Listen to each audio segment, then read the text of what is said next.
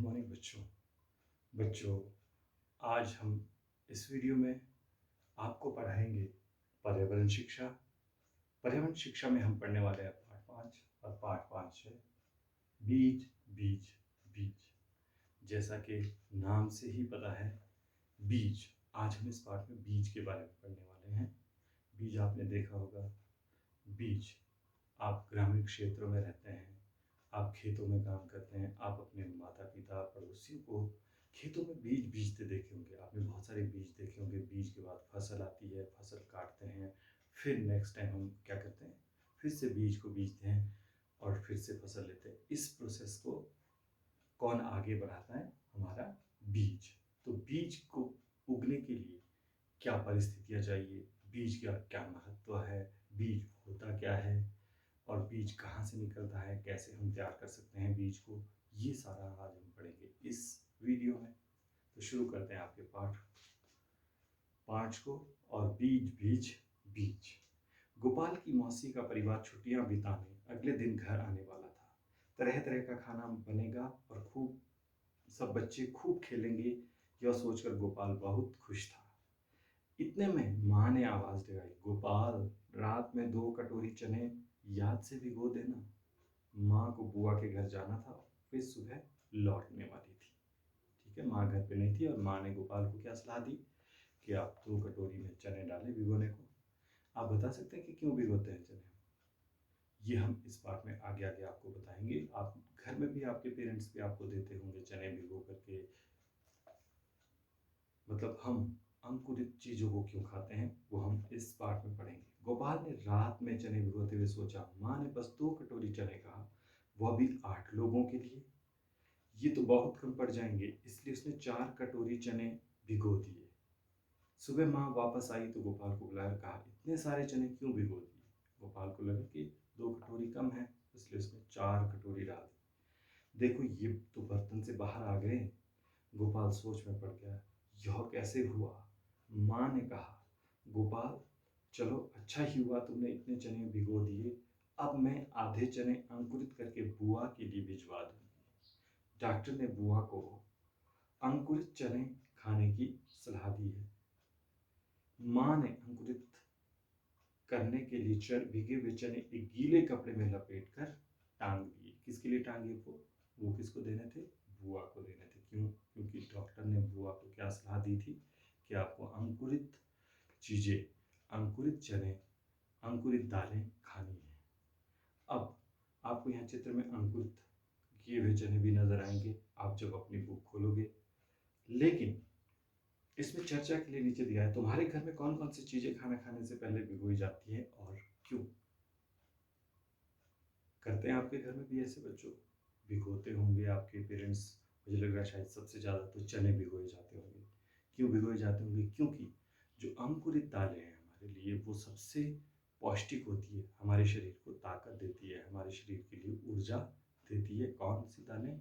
अंकुरित दालें। इसलिए हम उसको अंकुरित करके खाते हैं। तुम्हारे घर में कौन कौन सी चीजें अंकुरित, अंकुरित जानते क्या होता है? जिससे अंकुर निकलता है। अंकुरित एक शब्द आ रहा है, अंकुरित। जैसे मान लीजिए ये चने का बीज कुछ ऐसा होता है। उसमें एक इस तरह का एक स्पेस आपने देखा होगा, ऐसा कुछ निकलता है। ये क्या कहलाता है?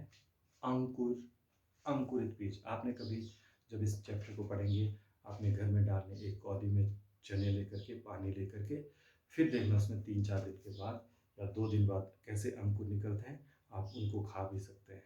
ठीक है, ये प्रैक्टिस आप करके देखें और आप वापस वीडियो भी डालें, अपनी फोटोज डाल सकते हैं कि हमने ये चने अंकुरित करने को डाले थे और इस तरीके से ये हमारे अंकुरित हुए हैं।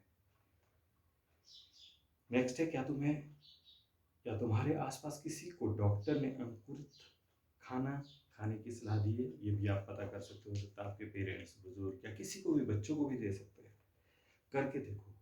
याद है कक्षा 4 में जड़ों का जाल तुमने बीज के प्रयोग के लिए किया था। कक्षा 4 को भी यहाँ पे दोहराया गया है। आपने पढ़ा था जड़ों का जाल पाठ।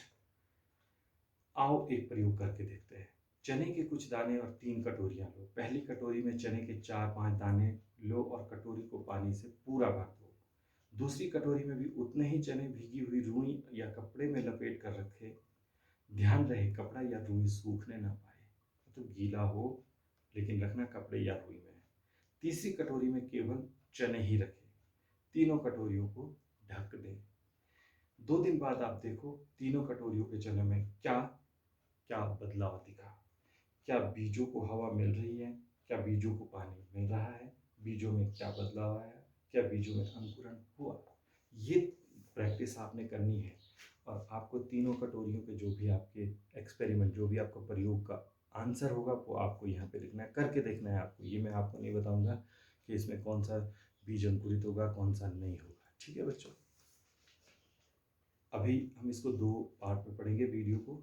फिलहाल आपको इस वीडियो में जब आपके लिए यही होमवर्क रहेगा, बताओ और लिखो किस कटोरी के बीजों में अंकुरण हुआ। अब आपको ये खुद ही बताना है। इस कटोरी, कटोरी का नाम कटोरी 1 या कटोरी अ ब स, ये ABC जो भी आप लिख सकते हैं, कटोरी 1, कटोरी 2 या कटोरी 3। उसमें आप बाहर टैग भी लगा सकते हैं। गोपाल की माँ ने भिगोए हुए चने अंकुरित करने के लिए गीले कपड़े में क्यों बांधे। ये सारे आंसर आपको जब आप बीज के बारे में अंकुरण के लिए डालेंगे वो आपको सब मिल जाएगा।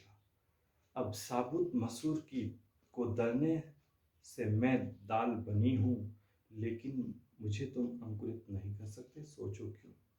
लेकिन एक चीज़ मैं आपको बता दूँ, सभी दालें भी ऐसी नहीं है जो अंकुरित नहीं होगी। अगर हमने किसी दाल को 2 तरफ कर दिया, आपने देखा होगा माशरूम 2 तरफ करते हैं ना, दलना बोलते हैं जिसको। और मसूर को भी हम दलते हैं। दलने से क्या हो जाता है, वो 2 पार्ट हो जाते हैं, उसके 2 हिस्से बनते हैं, वो अंकुरित नहीं होता है। चित्र बनाओ, अपने अंकुरित बीज का ध्यान से देखो और उसका चित्र बनाओ। आपको अंकुरित बीज का चित्र बनाना है। जैसे कोई सा बीज हम लेते हैं,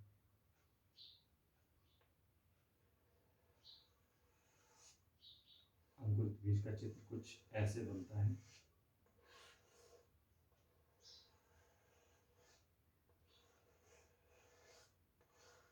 ये है अंकुरित बीज का चित्र, इसमें अंकुर निकला है।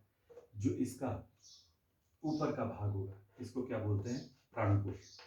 ये हो सकता है आपके पाठ में नाम हो, मैं आपको बता दूं, प्राणकुश। और नीचे वाला भाग क्या होता है, मूलांकुर। मूलांकुर। और ये जो 2 इसमें होते हैं, इस और इस साइड को, इनको क्या बोलते हैं, बीज पत्र। अब ये जो बीज पत्र होते हैं, बीज पत्रों में क्या होता है, अंकुरित बीज के लिए भोजन संचित रहता है, जिससे इसमें अंकुरित होता है, अंकुरण निकलता है। वो कहाँ पे होता है, उसके लिए भोजन संचित बीज पत्रों में। जो मूलांकुर है, मूलांकुर बाद में क्या होता है, जड़ का रूप, जो आपका जड़ बनता है वो मूलांकुर से बनेगा। और जो प्राणकुर है वो तने के रूप में जमीन से ऊपर आता है। समझ गए बच्चों। तो इस टाइप का चित्र आप बीज का चित्र बना सकते हैं।